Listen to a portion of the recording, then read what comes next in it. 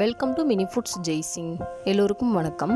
இன்றைக்கி வீட்டில் இருக்கிற பொருட்கள் யூஸ் பண்ணி கொஞ்சம் நேரத்திலேயே ரொம்பவே டேஸ்டியான ஒரு ஸ்வீட் ரெசிபி எப்படி செய்யலாம் அப்படின்னு தாங்க பார்க்க போகிறோம். இந்த ஸ்வீட் வந்துட்டு பார்க்குறதுக்கும் ரொம்ப அழகாக இருக்குங்க.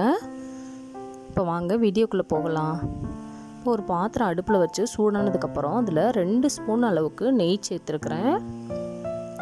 நெய் வந்துட்டு உருகுனதுக்கப்புறமா இதில் 1 கப் அளவுக்கு அரிசி மாவு சேர்த்துக்கலாம்.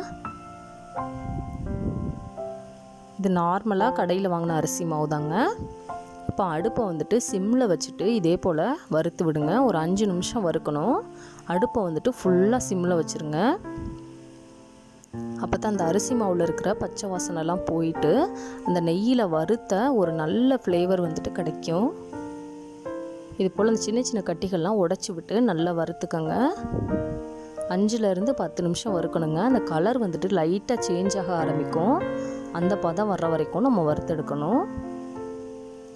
பாருங்கள், இந்த கலர் வந்துட்டு இப்போ நல்லா மாறிடுச்சு. இந்த அளவுக்கு பதம் வந்தால் போதும். அடுப்பை ஆஃப் பண்ணிவிட்டு மாவை வந்துட்டு ஆற வச்சிடலாம்.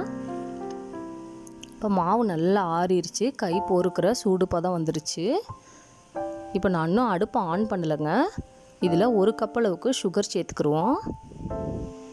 1 கப்பு அரிசி மாவுக்கு 3 கப் அளவுக்கு பால் தேவைப்படும்.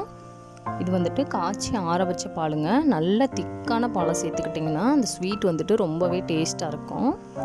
இப்போ 3 கப் அளவுக்கு பால் வந்துட்டு இதில் சேர்த்தாச்சு. இப்போ இதை நல்லா கலந்து விட்டுட்டு அடுப்பை வந்துட்டு ஆன் பண்ணிக்கிறலாங்க. அப்போ தான் கட்டிகள் எதுவும் சேராமல் இருக்கும். நமக்கு வந்துட்டு இந்த ஸ்வீட் செய்கிறது ரொம்பவே ஈஸியாக இருக்குங்க. இப்போ அடுப்பை ஆன் பண்ணியாச்சு. அடுப்பை மீடியம் ஃப்ளேமில் வச்சுக்கோங்க. வச்சுட்டு இது போல் மெதுவாக கலந்து விடுங்க. ஒரு 5 நிமிஷம் ஆனதுமே நல்ல ஒரு திக்காக ஆரம்பிக்கும். இது போல்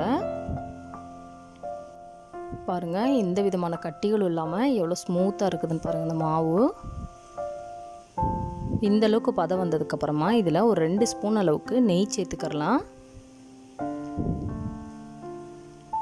நம்ம மாவு வந்துட்டு ஏற்கனவே நெய்யில் நல்லா வறுத்ததுனால இந்த ஸ்வீட்டுக்கு அந்த ஃப்ளேவர் வந்துட்டு ரொம்பவே நல்லா இருக்குங்க. இது போல் நெய் சேர்த்துட்டு மீடியம் ஃப்ளேமில் வச்சுட்டு நல்லா கலந்து விடுவோம். இப்போது நல்லா சுருண்டதுக்கப்புறமா அதுக்கப்புறமா ஒரு 2 ஸ்பூன் அளவுக்கு நெய் சேர்த்துக்கலாம். இந்த மாவு வந்துட்டு பாத்திரத்தில் ஒட்டாமல் நல்லா பந்து போல் திரண்டு வரணும். இப்போ பாருங்கள், நல்லா திரண்டு வந்துருச்சு. நம்ம கையில் இப்படி தொட்டு பார்க்கும் பொழுது கொஞ்சம் கூட ஒட்டாது. இப்போ 4ல் 1 பங்கு மாவு எடுத்து தனியாக வச்சிடலாம். இப்போ மிச்சம் இருக்கிற மாவில் கொஞ்சமாக ரோஸ் மில்க்கு எசன்ஸ் வந்துட்டு நான் சேர்த்துருக்குறேன். உங்களுக்கு எந்த ஃப்ளேவர் வேணுமோ அது வந்துட்டு நீங்கள் சேர்த்துக்கலாங்க. இது போல் அந்த கலர் வந்துட்டு ஃபுல்லாக மாறுற மாதிரி நல்லா கலந்து விட்டுக்கலாம். நீங்கள் இதுக்கு பதிலாக வேறு எந்த ஃப்ளேவர் வேணாலும் சேர்த்துக்கலாம். இப்போ நல்லா கலந்தாச்சு. இதையும் வந்துட்டு ஒரு பிளேட்டுக்கு மாற்றி நல்லா ஆற வச்சு எடுத்துக்கலாம். இப்போ நல்லா ஆறிடுச்சு.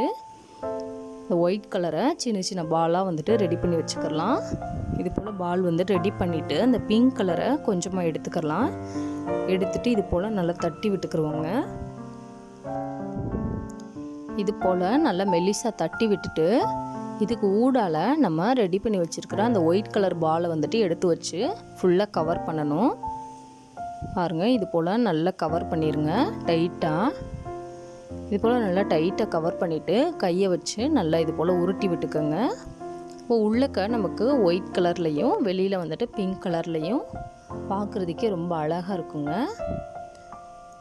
இந்த வீடியோ உங்களுக்கு பிடிச்சிச்சின்னா லைக் பண்ணுங்கள், கமெண்ட் பண்ணுங்கள், உங்கள் ஃப்ரெண்ட்ஸ் அண்ட் ஃபேமிலிஸ்க்கும் ஷேர் பண்ணுங்கள். இதே போல் சிம்பிளாக அந்த ரெசிபீஸ் வீடியோ தொடர்ந்து பார்க்குறதுக்கு மறக்காமல் Mini Foods Jaisingh channel subscribe பண்ணுங்கள்.